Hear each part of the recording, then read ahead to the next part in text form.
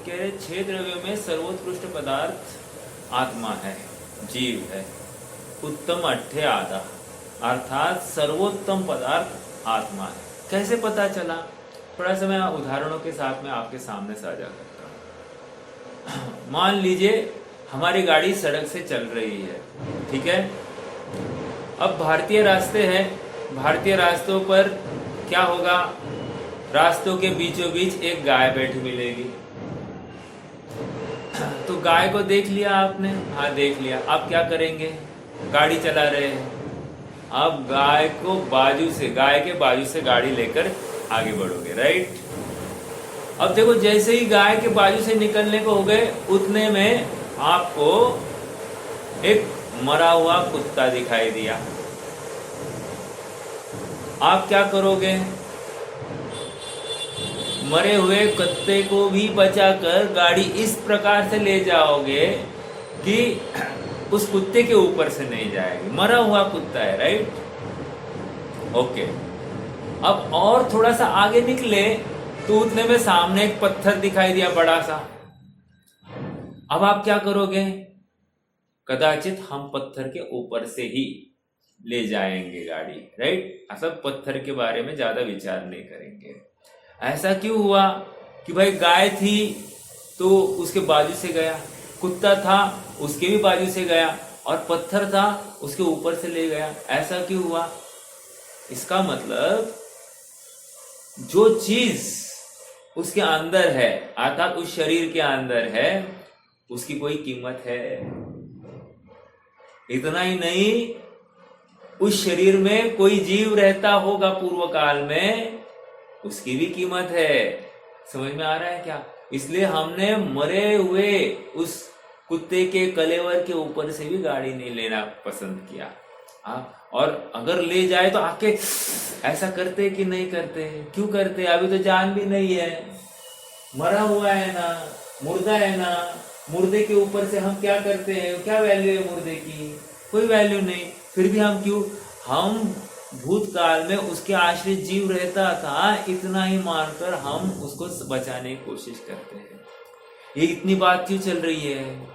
सर्वोत्तम पदार्थ अगर कुछ है तो आत्मा है। उसकी भावना बहुत उज्जवल की मतलब उसके माध्यम से हमारी भावनाएं भी उज्जवल होती जाती है।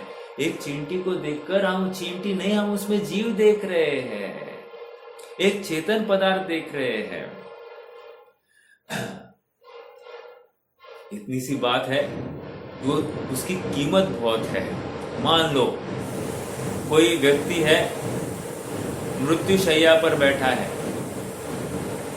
2-5 डॉक्टर आजू बाजू में है, लगे हैं इसको बचाने के लिए प्रयास कर रहे हैं।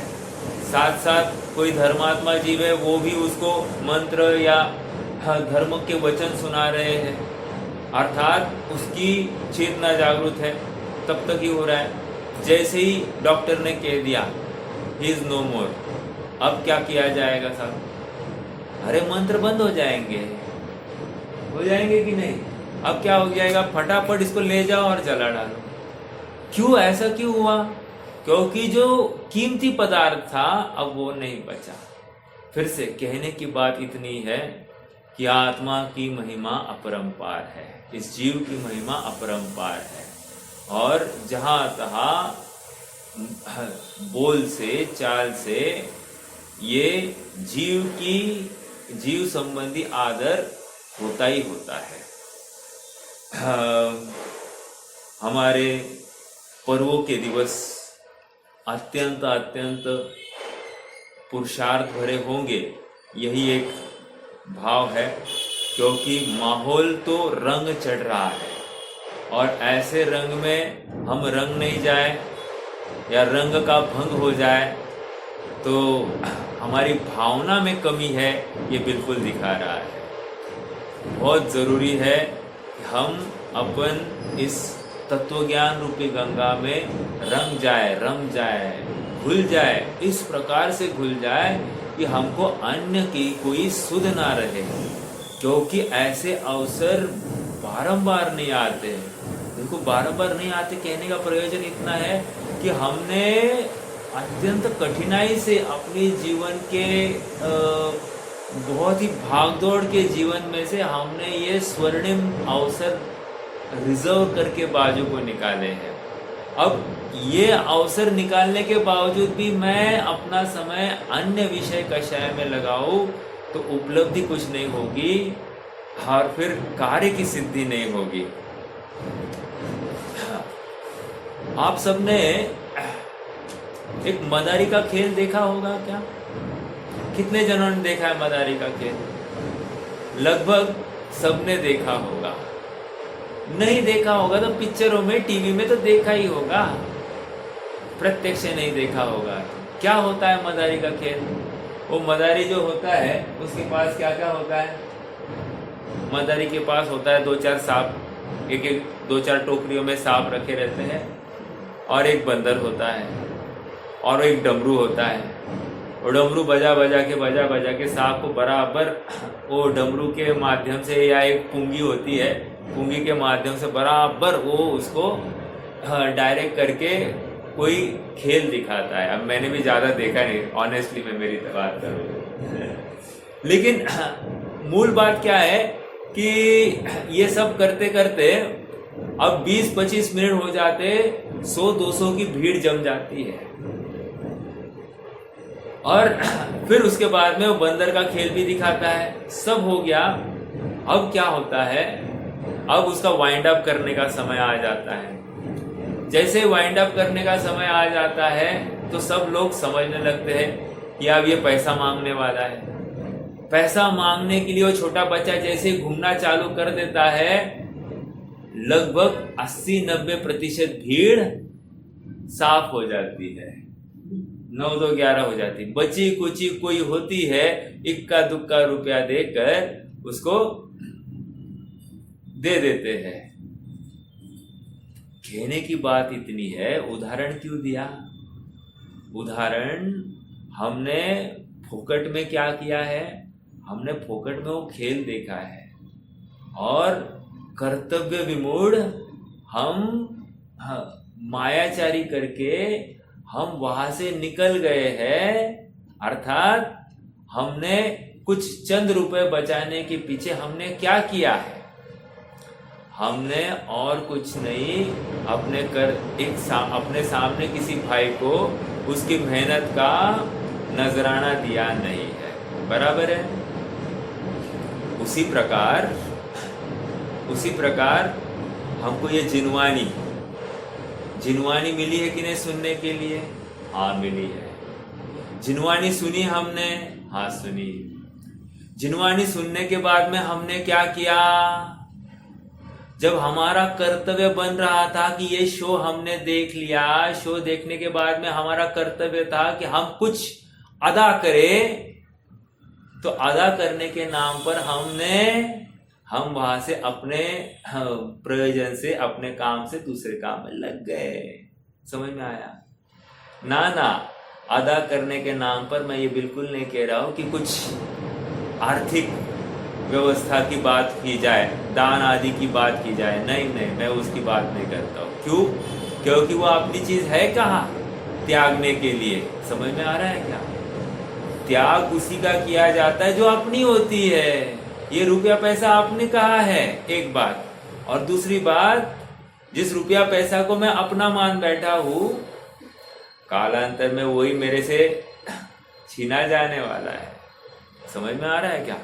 जिसको मैं अपना दिन रात अपना मानकर उसकी परवरिश कर रहा हूं, उसकी संबल में लगा हूं, वो काल पाकर निकल जाएगा। इष्टोपदेश का एक छंद है, प्राप्त करना तो बहुत मुश्किल है, प्राप्त हो जाए तो संभालना मुश्किल है, संभल आ जाए तो उसकी रक्षा करना या उसकी वृद्धि करने में ही समय जाता है। अंते सुदुस्ते जान कामान कामं कह सेवते सुधी। बहुत अंत में बहुत आकुलता का कारण होता है। तो ऐसे आकुलता के विषय को रखने की चाह कौन सुधी जीव करना चाहेगा? कहां से बात आ रही थी? प्रकरण मदारी से चला था। और यहाँ पर आ गई बात कि भाई हमने ये जो तत्व ज्ञान का शो हमने देखा तो हमारा कुछ कर्तव्य था ना। अरे कर्तव्य के नाम पर हम यही याद कराना चाहते थे कि तुम अपनी आसक्ति कौन से द्रव्य से छोड़ने के लिए तैयार हो, हम उसकी याद कराना चाहते थे। तुम्हें व्यर्थ में ही लगा कि यह हमसे पैसे बटोरना चाहता है। नहीं नहीं नहीं, कहने की बात इतनी है कि जैसे मदारी का खेल देखकर मुंह फेरकर लोग चले गए हैं, वैसे ही ये जिनवाणी भगवान की साक्षात वाणी सुनकर तुम ऐसे ही मुंह फेर गए। तुम्हें लाभ नहीं होगा, तुम्हें सच्ची लाभ नहीं होगी। समझ में आ रहा है क्या? तुम स्वयं के लिए अंतराय डाल रहे हो। अर्थात ये जो सर्वोत्कृष्ट अवसर था कि ये तत्वज्ञान रूपी गंगा मेरे अब उपयोग में समा गई है, अब उसी को धारण करके, उसी का चिंतन मनन करके अपने स्वरूप को ध्याने का सर्वोत्कृष्ट एक प्रयास होना था, जो कि मैंने किया नहीं। और सुनिए, हम अक्सर कहते हैं कि हैप्पी थॉट्स रखो, गुड थॉट्स रखो। हैप्पी थॉट्स और गुड थॉट्स क्या होते हैं वैसे सबकी जानकारी के लिए बताओ। हैप्पी थॉट्स और गुड थॉट्स मतलब मैं किसी का बुरा नहीं करूं, कि सबका अच्छा करूं। ठीक है, ये बहुत स्थूल बातें हैं, लौकिक जन भी ये बातें करते रहते हैं। हम यहाँ पर हैप्पी थॉट्स या गुड थॉट्स के नाम पर मैं शुद्धात्मा हूं, मैं चेतन हूं, ऐसी भावना करना ये सर्वोत्कृष्ट थॉट है। क्यों? क्योंकि बाकी थॉट्स में जब मैं शुद्धात्मा हूं ये थॉट आ जाएगा ना, अपने आप जीव दया पलेगी ही पलेगी। दूसरों का मैं मदद करता हुआ पाया ही जाऊंगा, मेरे परिणाम भीगे हुए होंगे ही होंगे। समझ में आ रहा है क्या? इसलिए हैप्पी थॉट्स के नाम पर हम अन्य कुछ नहीं करें। ओके, एक बात ये। दूसरी बात और विचार करना कि संयम क्या है। संयम क्या है? अष्टपाहुड़ में आचार्य कुंद कहते हैं, असंयमी न वंदे, असंजदम न वंदे। क्या है वो? ना वंदना हो देह की। कुंद शतक में भी है। चलो ठीक है, मुझे तो मूल भाव ये आपको रखना है, असंयमी की वंदना नहीं होती है। प्रश्न ये खड़ा होता है, असंयमी मतलब कौन? असंयमी मतलब कौन? तो कह रहे असंयमी मतलब मिथ्या दृष्टि तो असंयमी है ही है। चौथे गुणस्थान वाला गृहस्थ या श्रावक भी असंयमी ही है, ये पकड़ना इस बात को। इसलिए असंयमी की वंदना नहीं होती। वंदना किसकी होती है? पंच परमेष्टि की, जिनवाणी की। समझ में आ रहा है क्या? इसके अलावा और कोई वंदन के योग्य नहीं है। बहुत गंभीर बातें हैं। यदि ये मस्तक कहीं दूसरी जगह पर झुक गया तो समझना हमने मिथ्यात्व का पोषण कर लिया है। फिर लाख चाहे अपने भाव बहुत अच्छे हैं, लेकिन काम सफल नहीं होगा, नहीं होगा। आप पकड़ रहे मेरी बात को? संयम की चर्चा कर रहे हैं अपन। संयम क्या है?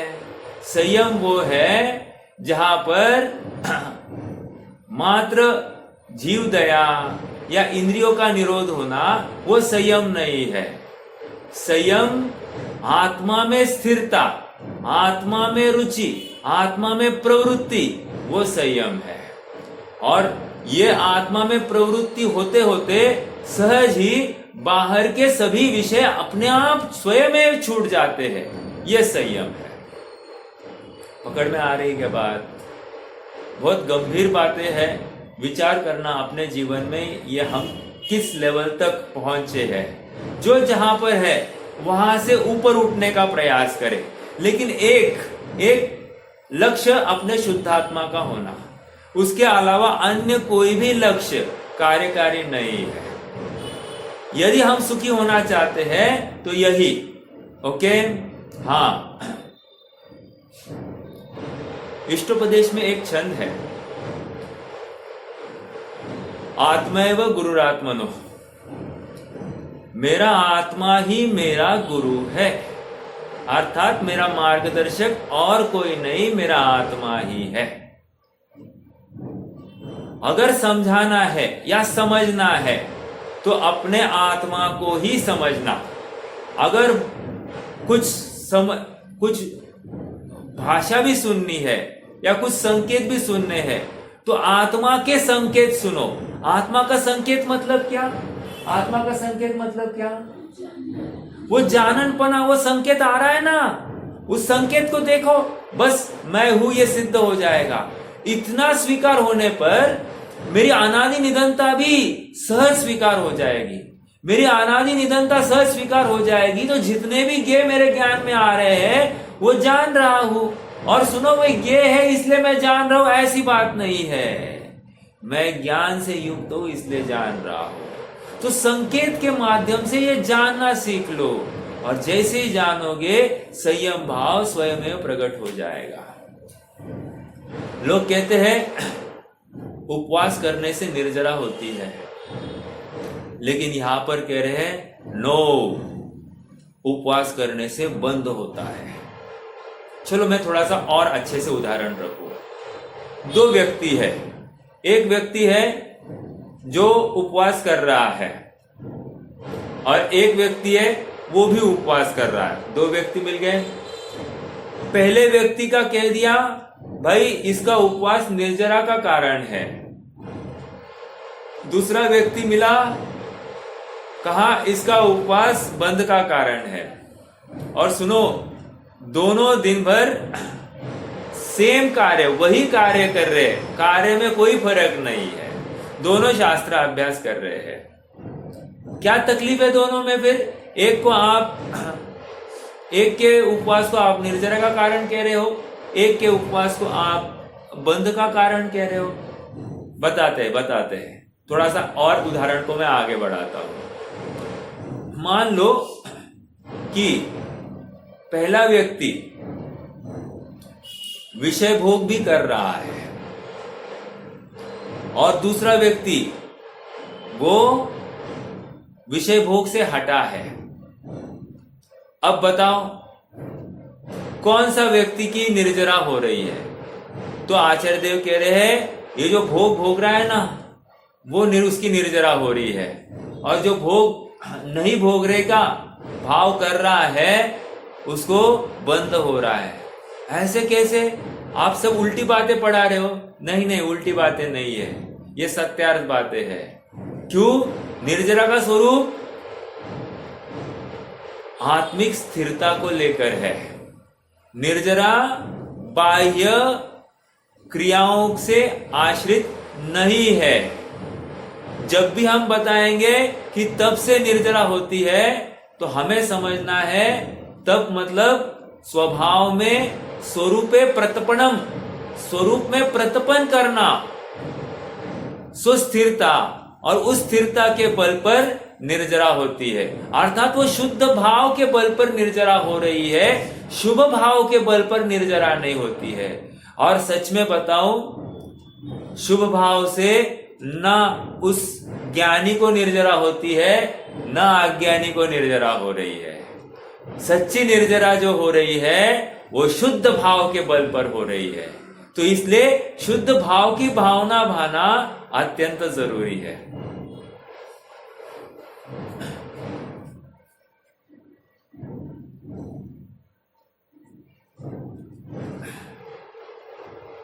क्षमा शोभती उस भुजंग को, मैं थोड़ा सा अक्रम से चल रहा हूं। क्षमा शोभती उस भुजंग को जिसके पास कुछ गरल हो, उसको क्या? जो दंतहीन विनीत और सरल हो। क्षमा को, अहिंसा को कायरता नहीं समझ लेना चाहिए। सच्चा जैन डरपोक कायर नहीं होता। जिस प्रसंग में वह सर्वस्व न्यौछावर करने की क्षमता रखता है। अर्थात कोई भी प्रसंग हो, भेद विज्ञान करने की सामर्थ्य रखता है। अर्थात जीवन में बहुत प्रतिकूल संयोग आते हैं और पंचम काल दुखमा काल है, तो दुखमा काल में सुख की कल्पना करना ये नादानी है। तुम्हारा रिजर्वेशन गलत है। तुमने लिया है जनरल टिकट और तुम मांग कर रहे हो एसी की फैसिलिटीज की। कहां से आएगी? नहीं आ सकती, समझ लेना। इसलिए प्रतिकूलता तो पग पग पर खड़ी है और हर प्रसंग में धैर्य धारण करना यही अहिंसा है। क्या आपको पता है महात्मा गांधी किनसे प्रभावित हुए थे? 3 व्यक्तियों से प्रभावित हुए थे। लियो टॉल्स्टॉय, रस्किन बॉन्ड और श्रीमद राजचंद्र। श्रीमद को प्रत्यक्ष मिलकर और लियो टॉल्स्टॉय और रस्किन बॉन्ड को परोक्ष रूप से। रस्किन बॉन्ड का अंटिल द लास्ट ये नॉवेल उन्होंने पढ़ा था और लियो टॉल्स्टॉय का भी कोई साहित्य उन्होंने पढ़ा था और उससे वे अत्यंत प्रभावित हुए थे। एक बार श्रीमद को मिलने का प्रसंग बना। श्रीमद को उन्होंने पूछा कि आपके सामने एक खूंखार शेर है, खूंखार शेर है, महीनों का भूखा है और आपके पास में बंदूक है। आप यदि बंदूक नहीं चलाते हो तो शेर आपको टड़म कर लेगा, साफ कर लेगा। तो आपको क्या करना चाहिए? आप होते तो क्या करोगे? श्रीमद का उत्तर बहुत गजब है, विचार करना। और ये मात्र कहवत की बातें नहीं है, ये प्रैक्टिस की बात है। ऐसा कैसे संभव है? गंभीरता से विचार करना, शांति से। जब प्रवचन पूर्ण हो जाता है ना, ऐसा कोई कर सकता है क्या? Is it possible? जो उत्तर उन्होंने दिया उसके बारे में मैं विचार कर रहा हूं। तो कह रहे हाँ ये पॉसिबल है। क्या है? देखो, वो कहते हैं कि तुम्हारे भव भवांतर बढ़ जाए या मेरे अनंत भव बढ़ जाए, ऐसी कोई सीख मैं तुम्हें नहीं दे सकता। अर्थात मरने की कीमत पर भी तुम शेर को मारो, ऐसी सलाह मैं कभी भी नहीं दूंगा। कितनी बड़ी बात है। आप विचार तो करो, आप प्रसंग इमेजिन करो ना, शेर सामने और आप सामने हो, आप भागोगे या वहां पे खड़े रहोगे? श्रीमद ने लिखा है एक उनके एकाकी विचर तो बड़ी स्मशान मां, वड़ी पर्वत मां वाग सिंह संयोग जो, तोपन क्या है वो? परम मित्र नो जाने पाम्या योग जो। ऐसा वो कह रहे कि भाई ये अमिला मेरे मित्र की प्राप्ति हो गई। अरे बाबा बाबा, विचार करना। अरे मच्छर काटा, मच्छर मित्र नहीं, अपने को परम शत्रु दिखाई देता है। एक अपने घर का सदस्य अपने विरुद्ध चला जाए तो हमको कैसी बात होती है, एकदम अनईजी हो जाते हैं कि नहीं, क्या करूं क्या नहीं करूं, ऐसा होता है कि नहीं होता है। कह रहे यहाँ पर साक्षात तुम्हारा शरीर खा रहा है, तुम्हारा भक्षण कर रहा है और तुम्हें कुछ भी नहीं हो रहा है। ऐसा हो सकती है अवस्था? हाँ हो सकती है। उठाओ पुराण और देखो कैसे उस सयालिनी ने गज कुमार को खाती रही और ये कुछ भी नहीं, रिएक्ट ही नहीं कर पाए, करे ही नहीं। और वो बालक कोई बड़ा व्यक्ति नहीं था, बालक था और उसने कुछ भी रिएक्शन नहीं दिया। ऐसा हो सकता है 3 दिन तक खाती रही, 1 दिन नहीं, अरे खून 3 दिन तक बहता रहा। विचार करना क्या गंभीर पुरुषार्थ है। ऐसा पुरुषार्थ कोई कर सकता है? और वो पुरुषार्थ का आधार क्या है? उस पुरुषार्थ का आधार, उस अहिंसा का आधार, उस क्षमा भाव का आधार मेरा क्षमा स्वभावी आत्मा है। समझ में आ रहा है क्या? बड़ा हुआ तो क्या हुआ, जैसा पेड़ खजूर, पथिक को छाया नहीं, फल लागे अति दूर। क्या कह रहे हैं यहां पर? बड़ा हुआ तो क्या हुआ, जैसे पेड़ खजूर, पथिक को छाया नहीं, फल लागे अति दूर। कह रहे हैं बड़े होंगे हम, चक्रवर्ती होंगे, कुछ भी होंगे, क्या हुआ? 2 दिन की चांदनी फिर काली रात है। समझ में आ रहा है क्या? इसलिए इस बड़प्पन के ऊपर बहुत इतरा मत। एक गाना आता है ना, गोरे रंग पे इतना गुमान कर, गोरा रंग 2 दिन में ढल जाएगा। कहने की बात यही है, फिर से मान मत कर। अरे लौकिक गीत में भी ये बातें आती है, जिसमें राग रंग भरे हैं वहां पर भी यही बात आती है। तत्व ज्ञान की बातें हमको निकालते आनी चाहिए। हर चीज में रुपया पैसे पर, अपने बल पर, अपनी स्वामी पने के ऊपर मद नहीं होना चाहिए। क्यों? कुछ ही काल में यह हरण को प्राप्त होने वाला है। 2-5 बंगले का मालिक होगा, कुछ ही काल में सांप होने वाला है। समझ में आ रहा है क्या?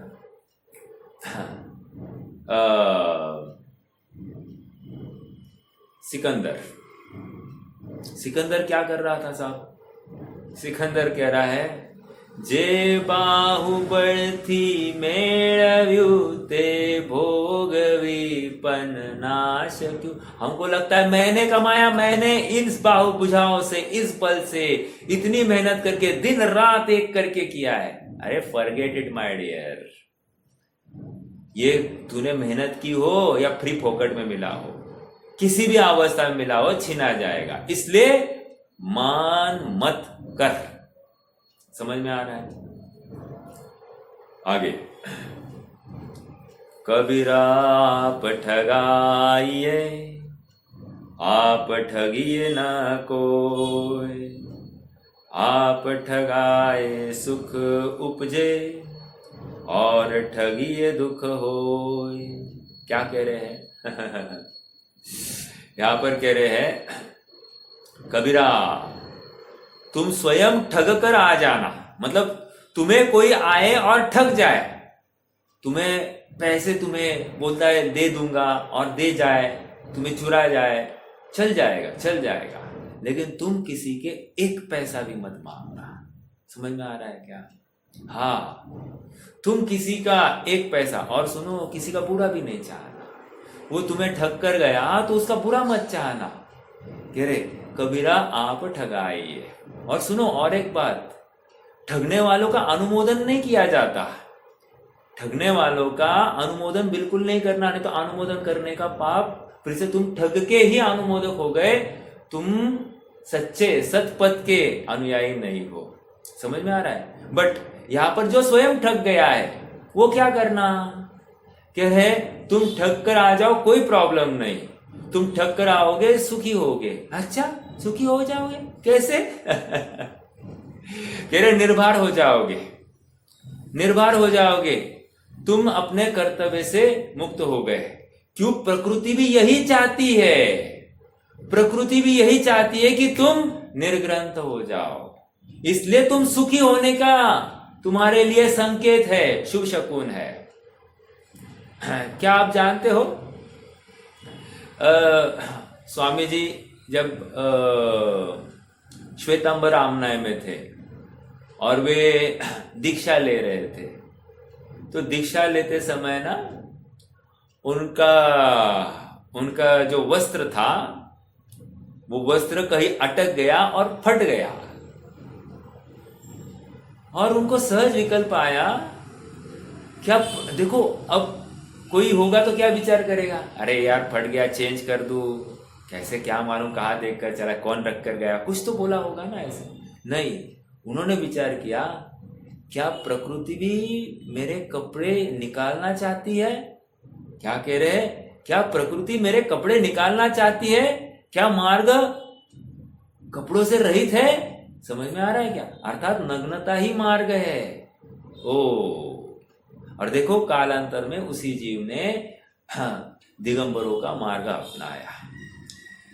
कहने की बात इतनी है कि मायाचारी के लिए कोई अवसर नहीं।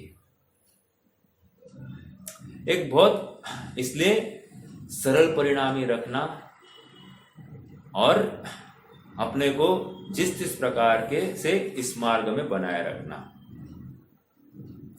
अक्सर लोग कहते हैं, चलो वो अगली बात है, मैं बाद में, वो मान की बात हो गई, मैं कल बताऊंगा उसके बारे में। एक छंद बताता हूं। हती दिन ताई त्यारे ताके पटेलाई आने, मड़ी पटेलाई त्यारे ताकी छे छेटाई ने। पकड़ में आ रही ना? ये मैंने सुनाया है आप सबको। फिर से, हाथी दिन ताई त्यारे ताके पटेलाई आने, मड़ी पटेलाई त्यारे ताके छे छेटाई ने। मड़ी सापड़ी छटाई त्यारे ताके मंत्री ताई आने, मड़ी मंत्री ताई त्यारे ताके छे नृपताई ने। समझ में आ रहा है? मड़ी नृपताई त्यारे ताके देवताई आने, मड़ी देवताई त्यारे ताके शंकराई ने। आहु राज चंद्र मानो मानो शंकराई मणि, तृष्णा वधाए तो ये जायते मराई ने। क्या कह रहे हैं? देखो, कोई जीव था, कल्पना में विचार करने लग गया कि कितना अच्छा होता कि मैं पटेल बन जाता। अरे ना हेड ना टेल और बनने लगा है पटेल। अच्छी बात सुनी थी मुझे। अरे तुझे हेड भी नहीं है और ना तुझे टेल है, तो तू पटेल बनने के लिए निकला है। तो ऐसा कोई जीव था, वो विचार करने लग गया कि भाई मैं पटेल बनूं। पटेल मतलब क्या? हाँ, अपने महाराष्ट्र प्रोविंस में पाटिल जिसको कहते हैं, उसको गुजराती लोग पटेल कहते हैं। और उसी को अन्य जगह पर पाटीदार तो राजस्थान में पाटीदार समाज भी एक है, तो वो उसी का ये है। चलो, मैं ये कह रहा था कि पटेल बनने की इच्छा हो गई। ठीक है, पटेल बन गया, योग से ऐसा हो गया, दैवात। और पटेल बन गया तो क्या हो गया?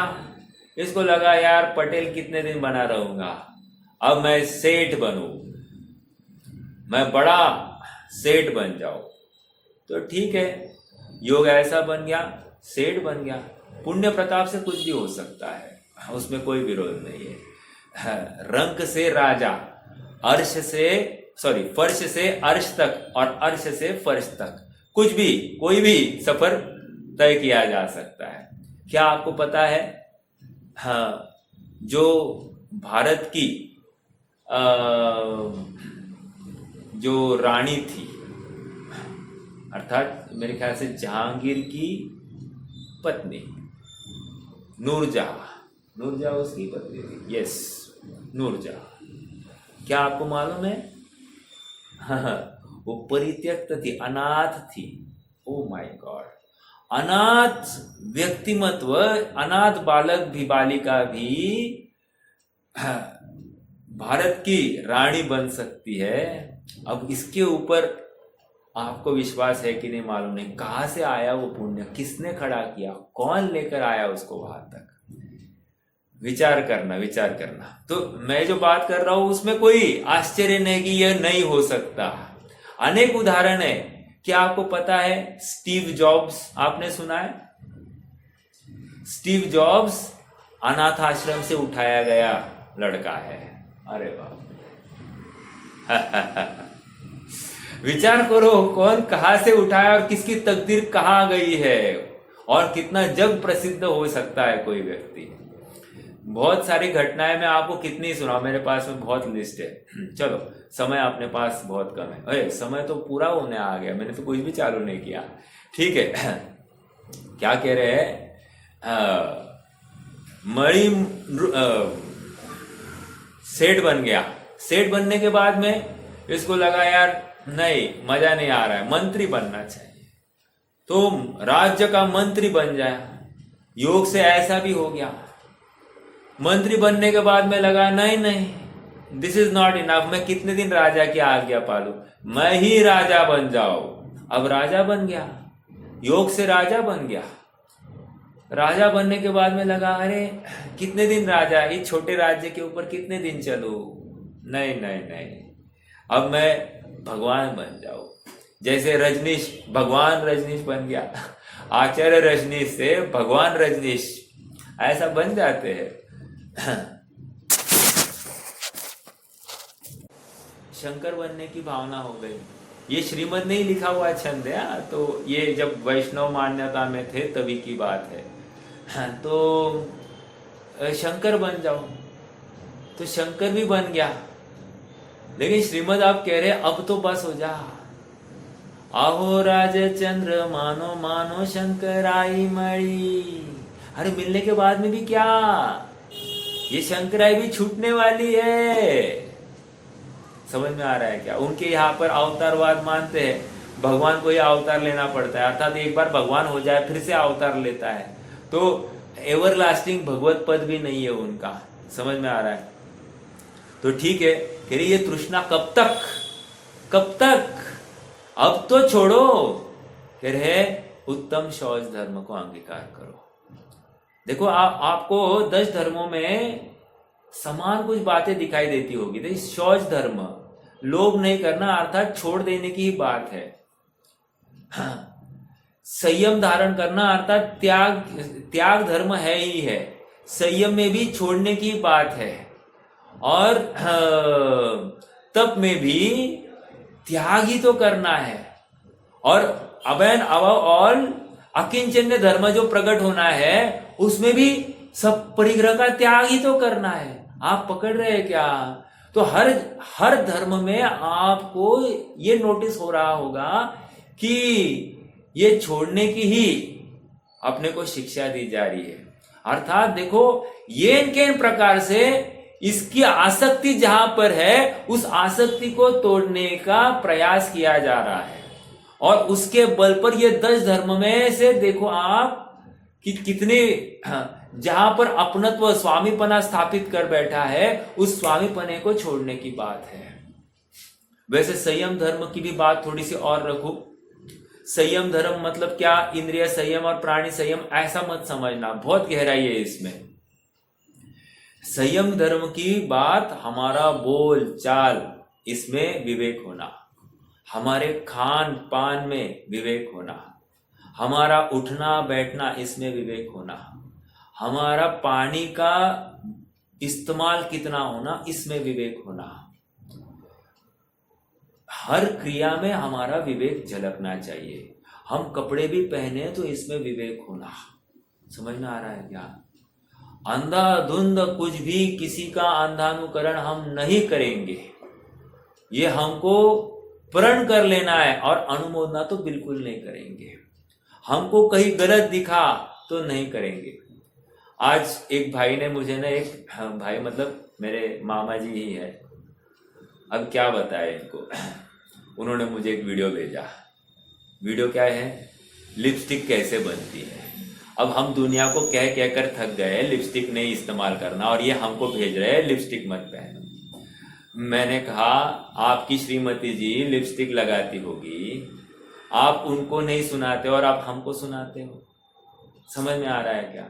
मुझे तो इतनी सी बात करनी है कि वो लिपस्टिक जो बनी है उसमें, वो वीडियो में ऐसा आया, लिपस्टिक जो बनी है वो कीड़ों को मारकर बनती है, और वे कीड़ों के को मारकर लाल रंग की लिपस्टिक बनती है, और उसका कोई तो सांकेतिक शब्द भी है, अब मैंने ज्यादा पढ़ा नहीं उसमें, और वो जहरीला भी होता है, ऐसा बहुत सारी बातें आई। कहने की बात इतनी है कि ये संयम के अंतर्गत आती है। और सुनो, हमारे घर का सदस्य कोई असंयमी जीवन जी रहा है इस प्रकार से, तो उसको जागरूक करने का काम हमारा है। और ये जागरूक करना, ये करुणा है उसके प्रति, क्रोध नहीं है। समझ में आ रहा है क्या? ये स्थितिकरण है। हमारे 8 अंगों में से एक स्थितिकरण नामक अंग है, उस स्थितिकरण का निर्वाह हमने किया है। समझ में आ रहा है क्या? हमारे घर का सदस्य कोई गड्ढे में गिर रहा है, हम गिरने देंगे? जिसको हमने अपना माना है उसको हम गिरने कैसे देंगे? तो इसलिए हर प्रकार से उसको बाहर निकालने की कोशिश होगी। साम दाम दंड भेद, दंड का भी प्रयोग किया जाता है। आप पकड़ रहे हैं क्या? ये सब करुणा के अंतर्गत है। ये संयमियों के भी पाया जाता है, जैसे मुनियों के पाया जाता है कि नहीं पाया जाता है? मुनि डांट फटकार लगाते हैं कि नहीं? रे दुष्ट, रे आत्मपंसन, आती कि नहीं बातें? मतलब ये वो भी कहते हैं मेरी नजरों से निकल जा। अरे कितनी कठोर दंड भी देते हैं मुनि, साथ साथ मुनि संघों में घुमाते हैं। हाँ, और मान लो उसको दंड देना, प्रायश्चित देना है, तो कहां पर? जहां पर सभी मुनियों ने आज की मतलब विष्ठा की है, उस स्थान पर जाकर उसको आराधना करने के लिए उधर जाकर बैठ, अर्थात वो दुर्गंध आती रहेगी, वो ग्लानिमय जगह होगी, वहां पर इसको साधना करनी है। ऐसे कठिन कठिन प्रायश्चित दिए जाते हैं। और सुनो, प्रायश्चित कैसे दिए जाएंगे? अरे समय तो बहुत हो गया है, मैं रुक जाता हूं। ओम नमः। हाँ, प्रायश्चित की बात थी, प्रायश्चित तो बता ही देता हूं और फिर रुक जाता हूं। प्रायश्चित की बात यह है कि देखो, मैं जाकर स्वयं बोलूंगा कि मेरी गलती हो गई मुनिराज, आचार्य देव मेरी गलती हो गई, मुझे क्षमा कराओ, मुझे शुद्ध कराओ। और आचार्य देव को लगा अरे ये बहुत ही खतरनाक पाप किया है इसने, तो और मान लो उसने आज का पाप 2 दिन बाद कहा, 2 दिन का पाप 5 दिन बाद कहा, या 1 महीना बोला ही नहीं, 1 महीने पहले किया पाप अभी तक बोला नहीं है, तो आचार्य देव क्या करेंगे? उतनी बड़ी शिक्षा देंगे। ओ, छोटा पाप होगा लेकिन तुमने बताया नहीं ना, अब तुम्हारा दंड बड़ा हो जाएगा। ओ माय गॉड, आप पकड़ रहे हैं क्या प्रायश्चित को? इसलिए मैंने पाप किया है, सहर्ष रूप से स्वीकार करो, ये शुद्धिकरण है। और आचार्य देव के सामने ये रखना है। आचार्य देव की जिम्मेदारी नहीं है तुम्हारे पापों को ढूंढकर निकालना, तुम स्वयं अपने पापों को टटोलो, तुम्हारे दिन भर के परिणाम का एनालिसिस करो। प्रत्येक क्षण में जागृति हुए बिना ये परिणाम नक्की नहीं हो सकते, उसका ख्याल नहीं रखा जा सकता। तुम एनालिसिस करना और तुम स्वयं ये सही ये गलत ये टिक मार्क करके आना, और जो गलत था उसको बोल दो आचार्य देव देखो ये मेरा गलत हो गया। फिर आचार्य देव जो योग्य समझेंगे वो आपको प्रायश्चित कराएंगे। ठीक है, रुकते हैं। ओम नमः।